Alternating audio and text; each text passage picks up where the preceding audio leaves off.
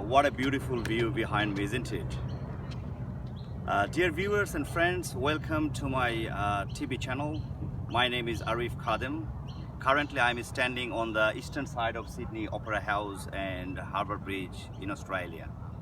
Over the past few years, I have received a lot of queries from different people, mainly from my students, readers, friends, well-wishers and even strangers via emails, Facebook, Skype or phone about Australia and New Zealand. Therefore, I have decided to communicate some messages through different video clips that may be helpful for people wishing to come to these countries. Before coming to a country like Australia or New Zealand, a lot of curiosity plays in mind. I was also very curious before coming to Australia about 2 decades ago. There were not many Bangladeshis living in Sydney at that time, so I had to learn things from others and myself. Working in Australia or New Zealand. Mentally and physically, prepare yourself to do any kind of job for at least a year, such as cleaning, housekeeping, kitchen hand and waitering at the restaurant, pizza delivery, customer service, and filling shelves with food, drinks and other essentials in grocery shop or supermarket.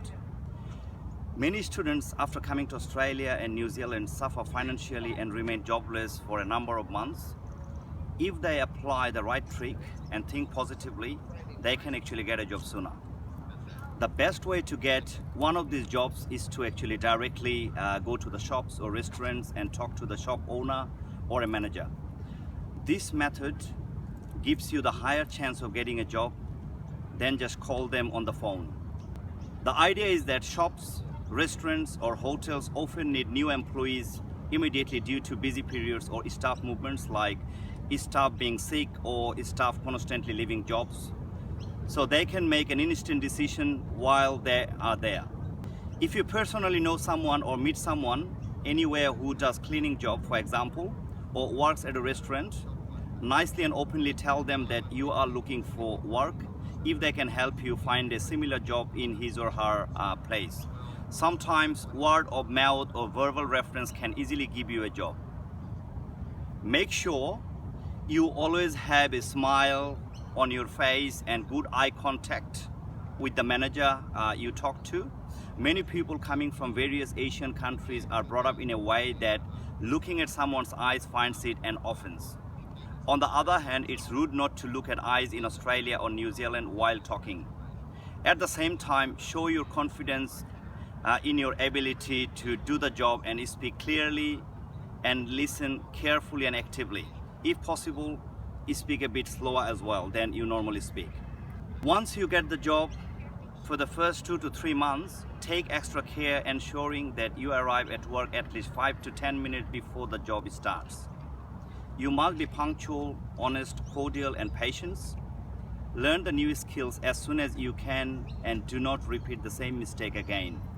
It's very important, make sure you do not make the same mistake again because Australians and New Zealanders do not like that kind of thing. On the other hand, if you visit big supermarkets, shopping centers like Coles, Woolworths, David Jones, Myers or 4 to 5 star hotels and restaurants, manager may ask you to fill out a form and leave your resume or biodata. That's very popular term used in Asian countries mostly.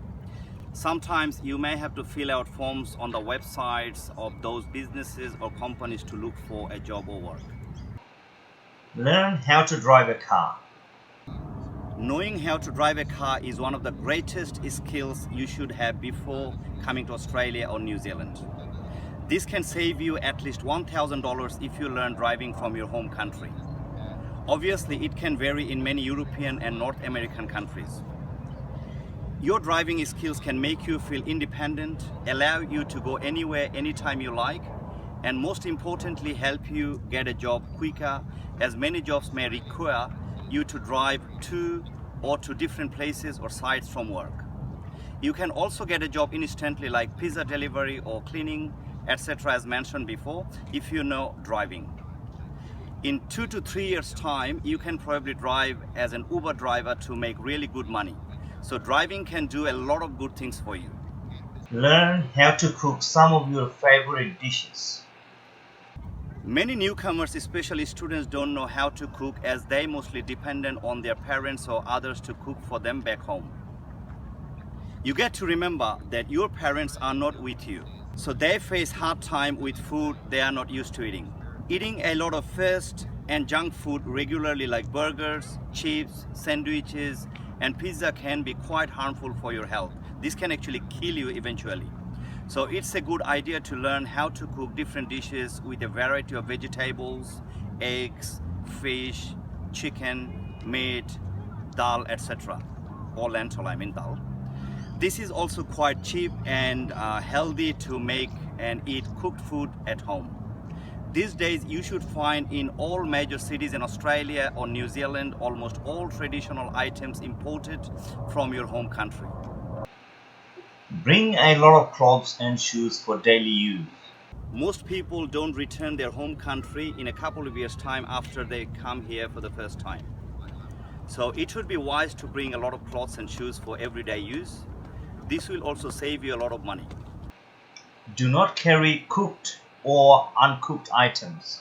Do not carry cooked or uncooked items like meat, chicken, vegetables, fish, plants, or tree-related items, seeds, leaves, wood or wooden-made items.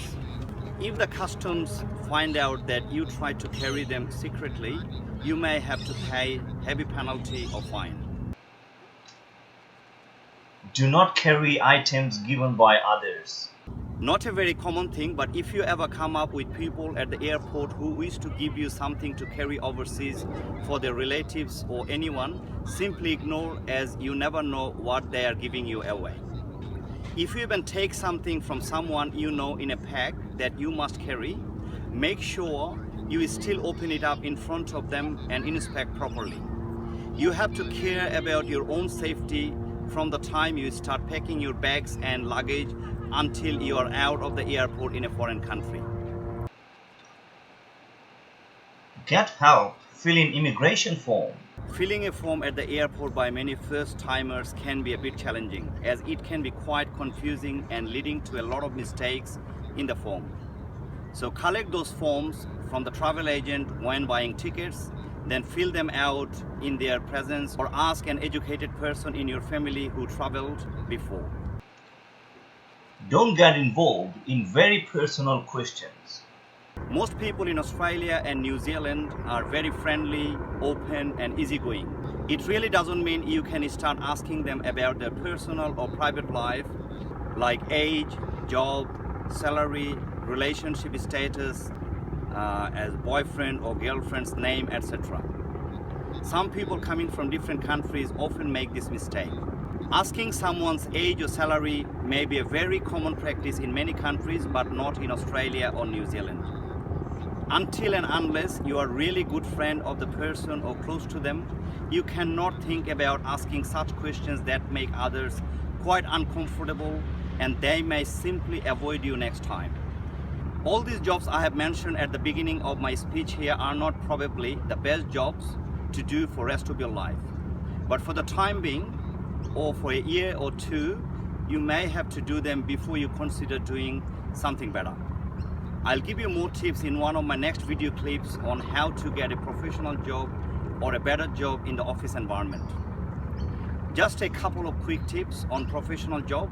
You need to have at least intermediate level of English and good understanding of computer software like Microsoft Word, Excel, PowerPoint, etc. I have uploaded some video clips on Microsoft. Please watch them when you can. That's all for today. Keep an eye on my channel to watch the next video clip.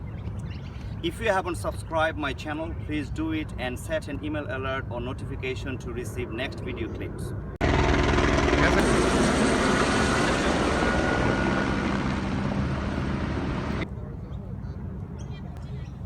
Finally, if you have any questions or wish to clarify anything, please feel free to leave as many comments as you like right down my TV, and I will endeavor to answer them soon. Take care and have fun. Thank you very much for watching Arif's Education TV. Have a good day.